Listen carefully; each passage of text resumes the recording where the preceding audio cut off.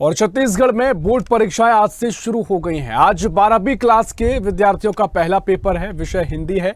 Exam room में 9:05 पर परीक्षार्थियों को आंसर शीट दी गई।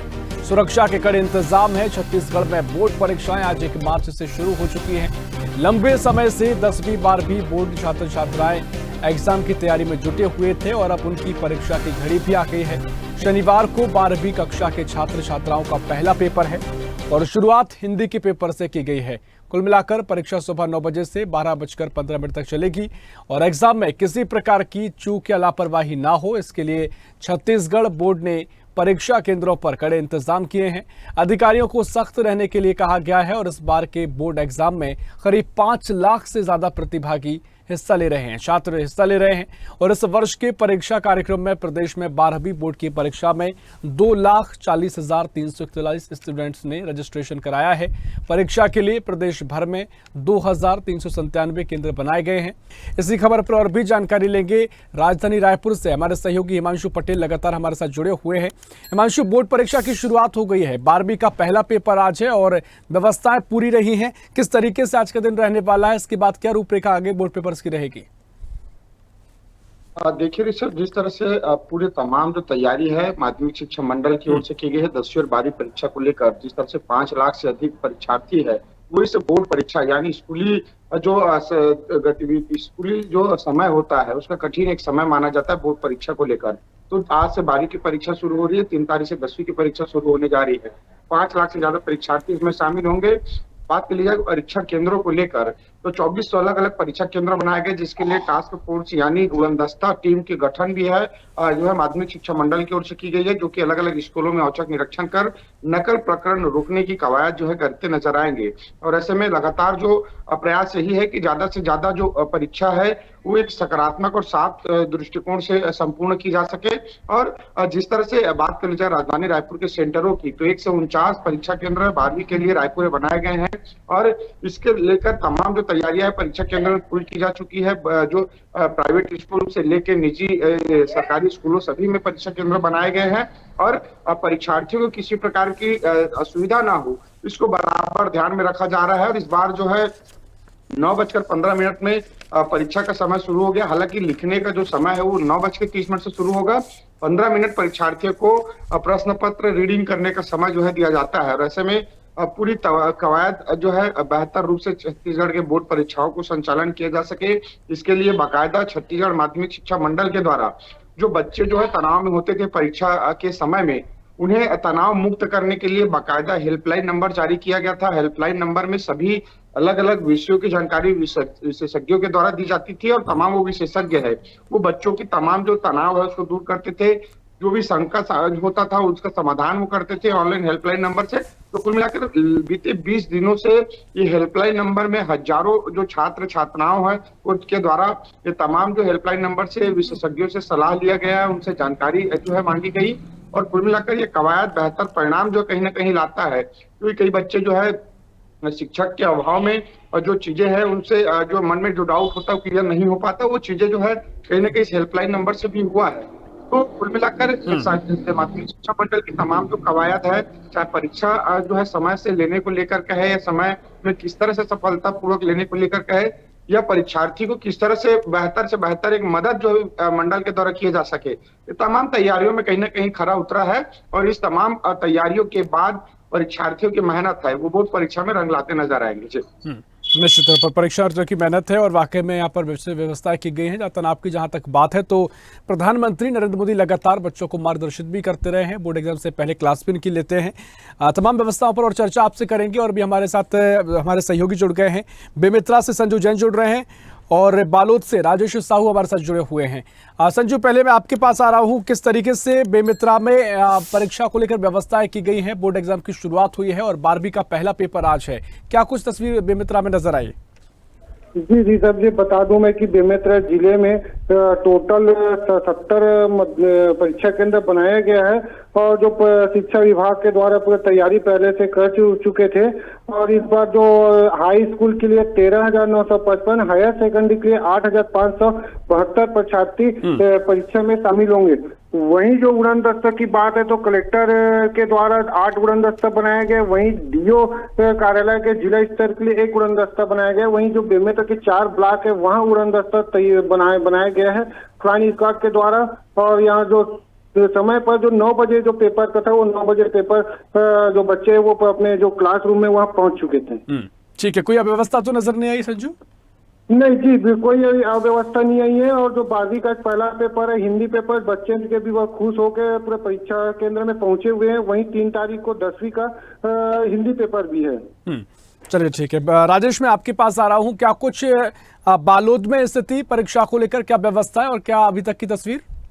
बालोद की बात करें तो यहाँ पर टोटल 12वीं की कक्षा है, 12वीं क्लास की, इसमें 8,463 विद्यार्थी इस परीक्षा में शामिल हो रहे हैं और टोटल 111 केंद्र बनाए गए हैं और हेल्पलाइन की सुविधा दी गई है प्रशासन द्वारा। और इसमें पुलिस विभाग द्वारा भी बहुत अच्छी मतलब सुविधा दी गई है कि किसी तरह से वाद विवाद ना हो सके, शांतिपूर्वक परीक्षा हो सके। और उड़न दस्ते की बात की जाए तो यहाँ पर राजस्व विभाग द्वारा 8 और शिक्षा विभाग द्वारा 1 टीम शामिल की गई है। ठीक है, कुल मिलाकर अभी तक बेहतर स्थिति नजर आई है, कोई ऐसी व्यवस्था नजर नहीं आई है। आप पर हम और जानकारी आपसे लेंगे, लेकिन सीधा मैं हिमांशु पहले आपके पास आऊं। और प्रदेश भर में जो परीक्षा आयोजित की जा रही हैं, आमतौर पर बिहार हो, उत्तर प्रदेश हो, तमाम राज्यों में ऐसी स्थिति देखते हैं जहां नकल को लेकर बड़ी चर्चा होती है। क्योंकि आप रायपुर में है, प्रदेश भर पर नजर रखते हैं, क्या छत्तीसगढ़ में ऐसी स्थिति बनती है या फिर छत्तीसगढ़ में अन्य राज्यों से बहुत बेहतर हालत है परीक्षा को लेकर? और व्यवस्थाएं अभी जो की गई हैं, क्योंकि पूरे अभी आगे समय तक पेपर चलना है, तो क्या व्यवस्थाएं कायम रहती है? हर बार का क्या माहौल रहता है और उस बार की विशेष व्यवस्था देखने को मिली है? सब जिस तरह से नकल प्रकरण रोकने के लिए लगातार जिला स्तर पर कहे या माध्यमिक शिक्षा यानी हेड ऑफिस की ओर से कहे, लगातार कई ऐसे जो सैकड़ों टीम है वो अलग अलग जिलों के लिए टास्क फोर्स के टाइप के गठन किया जाता है, जिसमें कहीं ना कहीं 2 सदस्य 3 सदस्य अलग अलग जो आयोग के मंडल के जो तमाम जो सीनियर पदाधिकारी है, सीनियर अधिकारी है, अफसर है, उनकी टीम बनाई जाती है। बाकायदा अलग अलग जिलों का औचक निरीक्षण करते हैं, परीक्षा केंद्रों में औचक निरीक्षण करते हैं और कहीं जो कमी बेसी या गंभीर खामियां पाई जाती है तो जो उनके केंद्राध्यक्ष होते हैं उस पर कड़ी से कड़ी कार्रवाई की जाती है। और इसी के बनिस्बत जो है नकल प्रकरण किस तरह से रोका जाए, इसको लेकर तमाम जो है पहले से मंडल की ओर से तमाम जो स्कूल के प्रधान अध्यापक होते हैं, जो स्कूल के प्रिंसिपल होते हैं, उनकी बैठक ली जाती है। उनको साथ साथ कड़ी निर्देश भी दी जाती है किसी भी हाल में जो है नकल प्रकरण स्कूलों से निकलकर सामने नहीं आनी चाहिए। तो ऐसे में तमाम जो प्रिंसिपल होते हैं वो तमाम तैयारियों को लेकर अपने स्तर पर जो स्कूल के जो शिक्षक होते हैं जिनकी ड्यूटी परीक्षा केंद्रों में लगाई जाती है, उनकी लगातार क्लास ली जाती है, उनको बैठक में निर्देश दिया जाता है। क्योंकि जिस तरह से मंडल काफी सख्त होता है नकल प्रकरण मामले पर, तो किसी भी हाल में नकल प्रकरण बर्दाश्त नहीं किया जाएगा। ये साफ तौर पे माध्यमिक शिक्षा मंडल के सचिवों के द्वारा निर्देशित किया जाता है। तो इसको लेकर कवायद यही की जाती है कि नकल प्रकरण किसी भी हाल में ना हो। और यही तमाम तैयारियों के साथ साथ ये चीजों को भी ध्यान रखा जाता है कि किस तरह से परीक्षार्थी है वो पूरी चेकिंग होने के बाद परीक्षा केंद्र पर प्रवेश करे और उसके बाद वो परीक्षा दे। तो अलग अलग कई जो प्रक्रियाओं से गुजरकर छात्र जो परीक्षा रूम में पहुंचते हैं, उसमें कई दफे हमने ये सब यह भी देखा है कि इतना स्ट्रिक्ट होता है कि रंगीन बोतल भी परीक्षा केंद्र में अलाउ नहीं होता है, कंपास बॉक्स भी अलाउ नहीं होता है, साथ ही कोई भी ब्लूटूथ डिवाइसेस, इलेक्ट्रॉनिक जो पार्ट्स होते हैं वो चीजें अलाउ नहीं किया जाता। सिर्फ परीक्षा केंद्र में पेन, पेंसिल, स्केल के अलावा प्रश्न जो परीक्षार्थी का प्रवेश पत्र होता है, सिर्फ 3 से 4 चीजें ही परीक्षा केंद्रों में अलाउ किया जाता है। तो इतना स्ट्रिक्ट होता है तमाम जो चीजें हैं।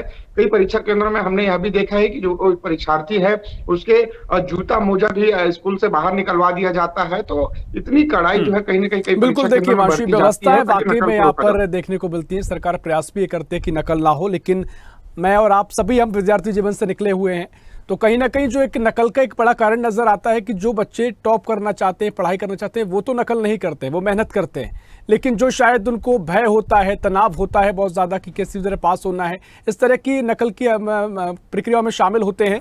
तो खासकर जो प्रधानमंत्री मोदी का कार्यक्रम इससे पहले बोर्ड परीक्षाओं से पहले रहा, तनाव मुक्ति को लेकर बच्चों को समझाया गया कि नकल करने की कोई आवश्यकता नहीं है, पेपर पूरी जिंदगी नहीं होता है, कागज का टुकड़ा आपकी जिंदगी नहीं है। तो किस तरीके से ये पूरा कार्यक्रम का असर हुआ है और जो स्थिति बच्चों की मनोस्थिति रहती है उस पर कितना असर पड़ा है? निश्चित तौर पे ऋषभ आपने सही कहा कि एक जो कागज के टुकड़ा यानी एक सर्टिफिकेट है वो बच्चों के भविष्य का सवाल नहीं होता है। सवाल यह होता है कि वो कैसे बेहतर से बेहतर जो शिक्षा के जरिए अपनी मेहनत के जरिए किस तरह से परिणाम वो हासिल कर सकता है, ये अहम मायने रखता है। जिस तरह से बात करी जाए छत्तीसगढ़ माध्यमिक शिक्षा मंडल की, तो वो लगातार प्रयास यही रहा कि बच्चे जो है ज्यादा से ज्यादा तनाव मुक्त होकर परीक्षा दे, और इसके लिए बाकायदा हेल्पलाइन नंबर जारी कर तमाम जो चीजों का प्रयास किया गया, इसका सीधा सीधा फायदा परीक्षार्थियों को होता हुआ साफ तौर पर दिखाई दे, क्योंकि पिछले बार भी हमने देखा है। और दूसरी, जिस तरह से प्रधानमंत्री ने जो है बच्चों के साथ जो है परीक्षा पे चर्चा, यानी एक सकारात्मक यानी एक मोटिवेशनल स्पीच जो प्रधानमंत्री ने बच्चों के साथ ऑनलाइन वर्चुअल माध्यम से की है, बच्चे उसे घंटों भर बैठ के बाकायदा उसको सुने हैं, उसको समझे हैं और उसको फॉलो भी किए हैं। तो ऐसे में परीक्षा से पहले जो बच्चों की मनोस्थिति है वो काफी मजबूत यहाँ पर नजर आई। बच्चों में एक आत्मविश्वास जो होता है, कहीं ना कहीं ऐसे जब सीनियर और कोई उनके जो अभिभावक के साथ साथ कोई ऐसे उनके जो जिसे वो अपना एम मानते हैं, वो उनको अगर ध्यान से बच्चे अगर सुनते हैं तो कहीं ना कहीं वो अपने तनाव से मुक्त होते हैं, परीक्षा को सकारात्मक और सफल रूप से लेते हैं। तो जिस तरह से परीक्षार्थी हैं वो तमाम जो माध्यमिक शिक्षा मंडल के गाइडलाइन को लेकर कहे, हेल्पलाइन नंबर को लेकर कहे, या प्रधानमंत्री मोदी के परीक्षा पे चर्चा कार्यक्रम को लेकर कहे, इसका सीधा सीधा असर सब साफ तौर पर देखने को मिला है।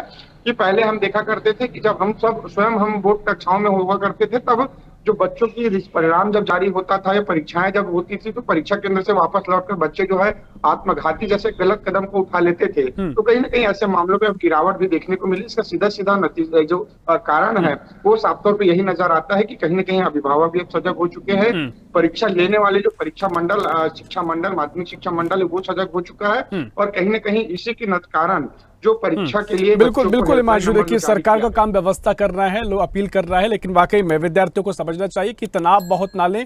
पेपर आपके चल रहे हैं, आप बिल्कुल इसकी टेंशन ना लें, जो आपने मेहनत की है उसका फल आपको मिलेगा, लेकिन पेपर आपकी कागज का टुकड़ा, आपका जीवन नहीं है। जो भी व्यवस्था अगर कुछ होती है, कोई खबर आती है, आपसे हम जानकारी लेते रहेंगे। हिमांशु, संजू और राजेश आपसे जानकारी आगे लेते रहेंगे। बहुत शुक्रिया आपको जानकारी साझा करने के लिए। ऐसी ही खबरों के लिए हमें लाइक करें, शेयर करें, फॉलो करें और यूट्यूब पर सब्सक्राइब करें और बेल आइकन दबाना ना भूलें। साथ ही ताजा अपडेट्स के लिए हमारी वेबसाइट swadesh live.com पर जरूर जाएं।